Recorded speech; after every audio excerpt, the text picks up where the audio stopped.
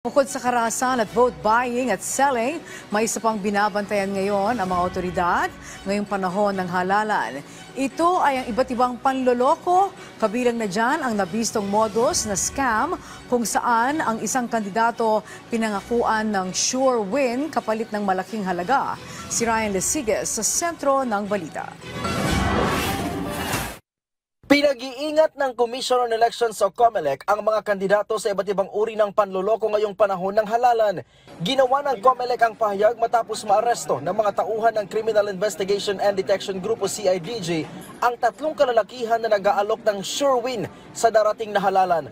Ayon kay COMELEC spokesperson John Rex Laujanco, budol lang ang mga nag-aalok ng ganyan dahil wala na pwedeng makapagmanipula sa resulta ng election.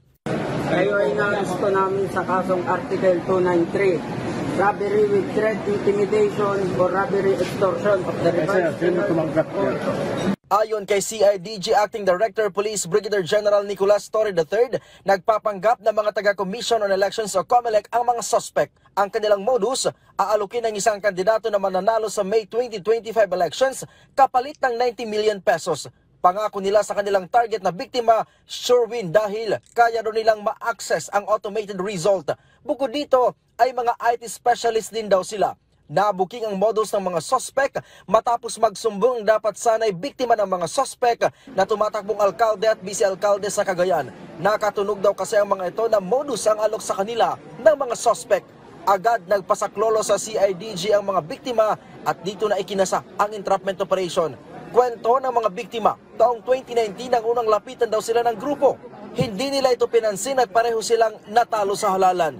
Noong 2022, muli siyang nilapitan ng grupo at nagbigay umano siya ng 5 milyong piso para lang wag pakialaman ang resulta ng eleksyon sa kanilang bayan.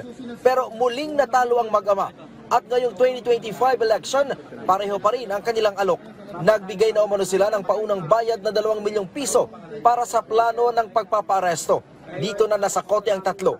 Nakatakas naman ang 5 ibang kasamahan pa nito.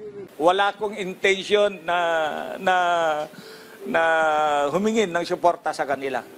Dahil hindi ko kaya yung inihiling nilang. Sabi naman ni COMELEC Commissioner Amy Ferolino, mas mainam daw na gamitin na lang ng mga kandidato sa kampanya ang perang ipambabayad sa nagalok ng pandaraya.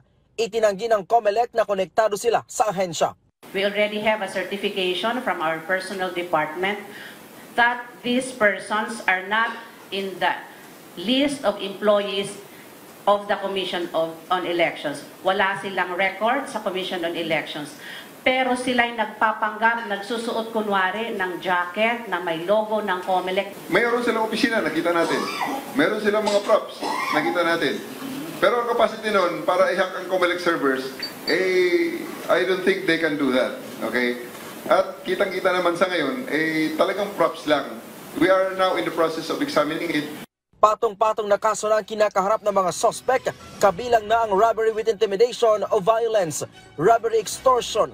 Kakaharapin din ng mga ito ang paglabag sa Revised Penal Code in relation with Cybercrime Prevention Act of 2012 at Omnibus Election Code of the Philippines. Nanawagan naman ang mga otoridad sa iba pang naging biktima ng grupo na lumutang para makapagsampa ng kaukulang kaso. Mula dito sa Campo Crame, Ryan Lesiges para sa Pambansang TV sa Bagong Pilipinas.